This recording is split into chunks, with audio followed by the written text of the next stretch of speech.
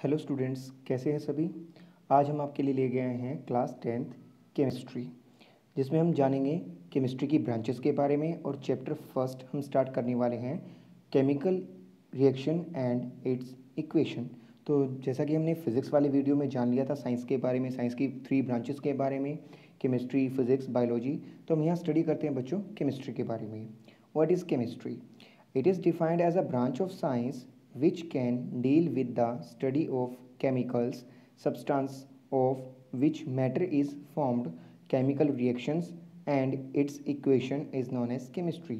तो बच्चों की डेफिनेशन में जैसा कहा कि साइंस की वो ब्रांच जिसमें हम केमिकल्स की स्टडी करते हैं और substance of which matter is form, that means atomic, जिस चीज़ से सब्सटेंस बना है उसमें एटम्स हैं, मॉलिक्यूल्स हैं, कंपाउंड्स हैं, इन चीज़ों के बारे में हम स्टडी करते हैं। एंड केमिकल रिएक्शंस, केमिकली कैसी रिएक्शंस होती हैं और उसकी इक्वेशंस को कैसे रिप्रेजेंट किया जाता है, यानी कि उन केमिकल रिएक्शंस को कैसे हम वर्ड फॉर्म में, इक्वेशन फॉर्म में रिप्रेजेंट करते हैं, उस सारी स्टडी को हम कहते हैं chemistry. So further chemistry is divided into 3 main branches. First is inorganic chemistry, second is organic chemistry, third is physical chemistry. So discuss करते हैं इनऑर्गेनिक केमिस्ट्री क्या है। It is defined as the branch of chemistry which can deal with the study of all elements of periodic table except carbon and its compound। बच्चों आपने periodic table तो अपनी life में जरूर देखा होगा। पीरियोडिक टेबल में आपने एलिमेंट्स देखे होंगे। उन एलिमेंट्स के अंदर जितने भी आप देखोगे स्टडी, उसमें सिर्फ कार्बन एलिमेंट को छोड़कर बाकी जितने भी एलिमेंट्स हैं उन सारों की जो स्टडी है वो इनऑर्गेनिक ब्रांच के अंडर की जाती है। कौन सी ब्रांच के अंडर स्टडी की जाती है? इनऑर्गेनिक ब्रांच में स्टडी की जाती है। फिर बच्चों बात करते हैं ऑर्गेनिक केमिस्ट्री क्या है। देखो, इनऑर्गेनिक यानी कि उसका जो रेस्ट पार्ट है वो, it is defined as a branch of chemistry which can deal with the study of only carbon and its compounds. देखो, इसमें हम सिर्फ कार्बन या उससे बनने वाले कंपाउंड्स और द डेरिवेटिव्स ऑफ कार्बन, यानी कि कार्बन से मिलने वाले अल्कोहल है, इथेनॉल है और बहुत सारे जो कंपाउंड है उनके बारे में हम स्टडी करेंगे। मीथेन, इथेन, प्रोपेन, ब्यूटेन, बहुत सारे हमारे कंपाउंड्स आपको मिलने वाले हैं। इसके अंदर भी हमारा क्लास 10th में एक चैप्टर है कार्बन एंड इट्स कंपाउंड के नेम से, वो उसमें हम स्टडी करेंगे। अब इसमें देखो कुछ एक्सेप्शंस हैं। सम इनऑर्गेनिक कार्बाइड्स ऑफ कार्बन, कुछ इनऑर्गेनिक कार्बाइड्स हैं कार्बन के जो है तो कार्बन के बट ऑर्गेनिक केमिस्ट्री में नहीं पढ़ाए जाते, इनऑर्गेनिक के पार्ट हैं, इनऑर्गेनिक कंपाउंड है। कार्बन डाइसल्फाइड एक इनऑर्गेनिक कंपाउंड है। कार्बोनेट्स एंड हाइड्रोजन कार्बोनेट्स भी इनऑर्गेनिक कंपाउंड है। Carbon dioxide and carbon monoxide भी आपके हैं इनऑर्गेनिक कंपाउंड है, ऑर्गेनिक के पार्ट नहीं है। फिर बात करते हैं बच्चों physical chemistry. It is defined as a branch of chemistry which can deal with the study of quantitative techniques and theories of physics to study the chemical system. ये कैसे, देखो ये वो ब्रांच है केमिस्ट्री जिसमें हम डील करते हैं क्वांटिटेटिव टेक्निक्स, यानी कि मेजरमेंट ऑफ केमिकल्स। जैसे आपने लैब में देखा होगा अलग अलग फ्लास्क की अलग अलग मेजरमेंट होती है, कोई 100 ml से है, कोई 200 ml से है, कोई 300, 500 सो ऑन। इसी तरह से आपने देखा होगा मेजरमेंट जो क्वांटिटेटिव एनालिसिस है, यानी किसके अंदर आपको कितना डाइल्यूट बनाना है, कितना कॉन्सेंट्रेटेड एसिड का सॉल्यूशन प्रिपेयर करना है, कितना बेसिक प्रिपेयर करना है, वो मेजरमेंट, उस टेक्निक को और उनकी क्वांटिटी की मेजरमेंट को हम फिजिकल केमिस्ट्री में स्टडी करते हैं। इसमें जैसे आपने मोल कॉन्सेप्ट आप स्टडी करके आए होंगे क्लास 9th के अंदर, जो कि फिजिकल केमिस्ट्री का पार्ट था, और मेजरमेंट की बात जितने भी प्रैक्टिस हमने स्टडी की। अब बात करते हैं contents of class 10th। Class 10th में क्या क्या चैप्टर आने वाले हैं। तो बेसिक केमिस्ट्री आपको आती होगी। बेसिक केमिस्ट्री मीन्स जो क्लास 9th में आपने फॉर्मूले वगैरह सीखे हैं वो आपको शायद आते होंगे, क्रॉस फार्मूला से वो आपको आनी चाहिए। Chemical reaction and equations, acid base and salts, metal and non metals, carbon and compound, और हमारा जो 5th वन चैप्टर है वो है periodic classification of elements. Clear, ये हमारे चैप्टर रहने वाले हैं। तो आज जो हम स्टार्ट करने वाले हैं वो फर्स्ट चैप्टर स्टार्ट करने वाले हैं chemical reaction and its equation. So let's begin. Sorry, before beginning the chapter, we are should to knowing about some formulas. These are the hydrogen gas, nitrogen gas, oxygen gas. ये मैंने आपको notes में provide करवा दिया, वहाँ से लिख सकते हैं और स्टडी कर सकते हैं।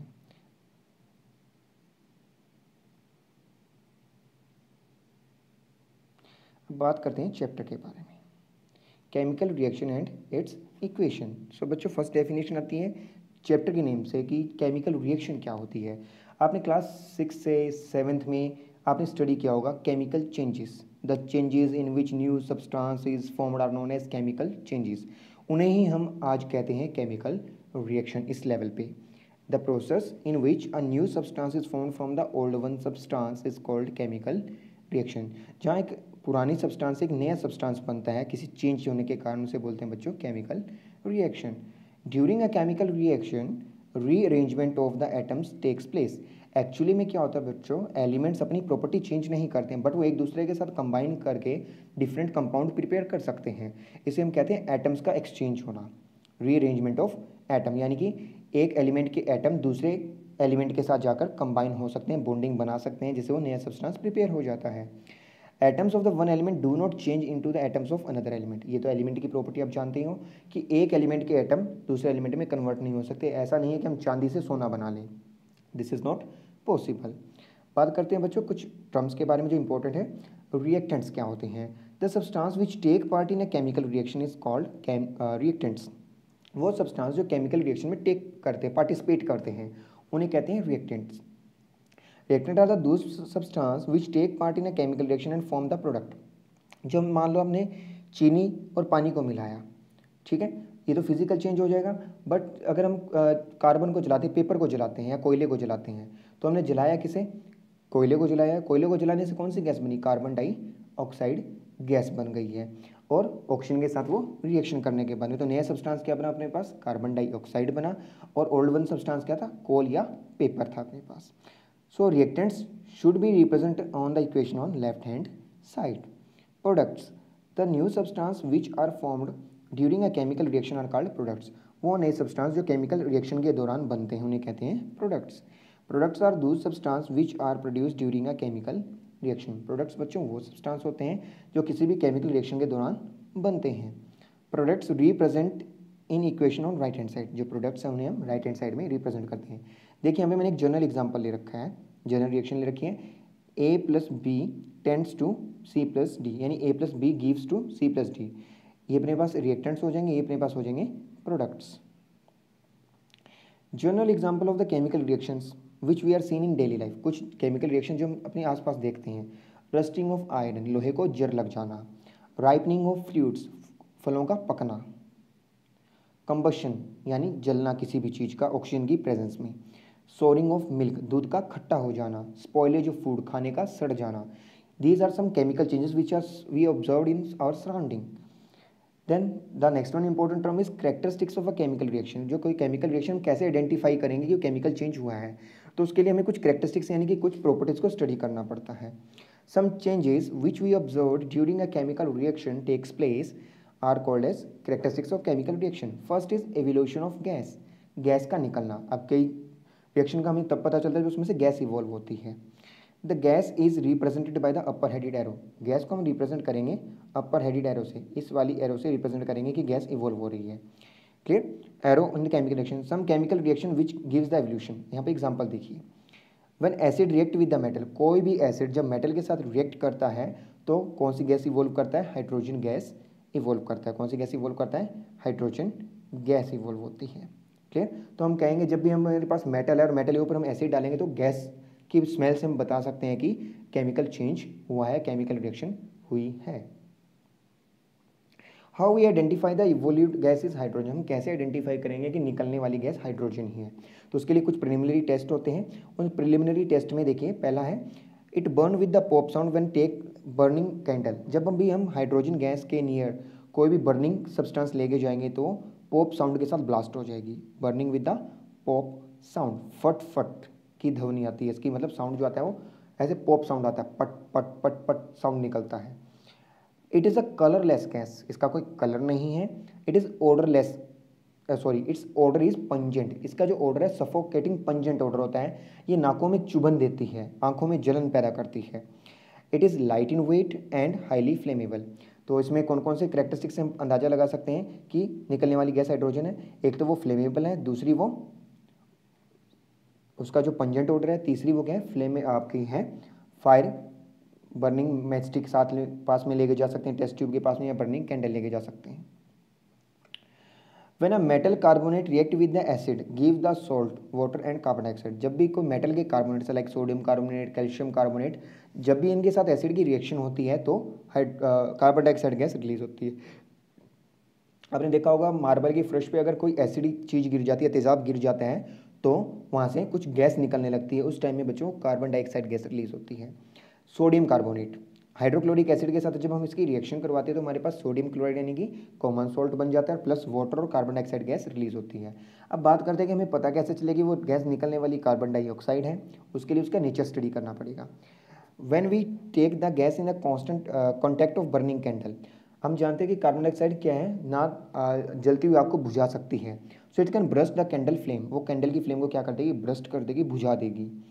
When the carbon dioxide gas pass through the lime water होता है calcium hydroxide aqueous, calcium hydroxide के सॉल्यूशन को लाइम वाटर कहते हैं। पानी के अंदर जब उसका सॉल्यूशन बनाया जाता है उसमें से जब गैस पास करेंगे तो वो कैल्शियम कार्बोनेट बना लेता है और कलर कैसा हो जाता है, मिल्की हो जाता है, टर्न्स टू मिल्की कलर।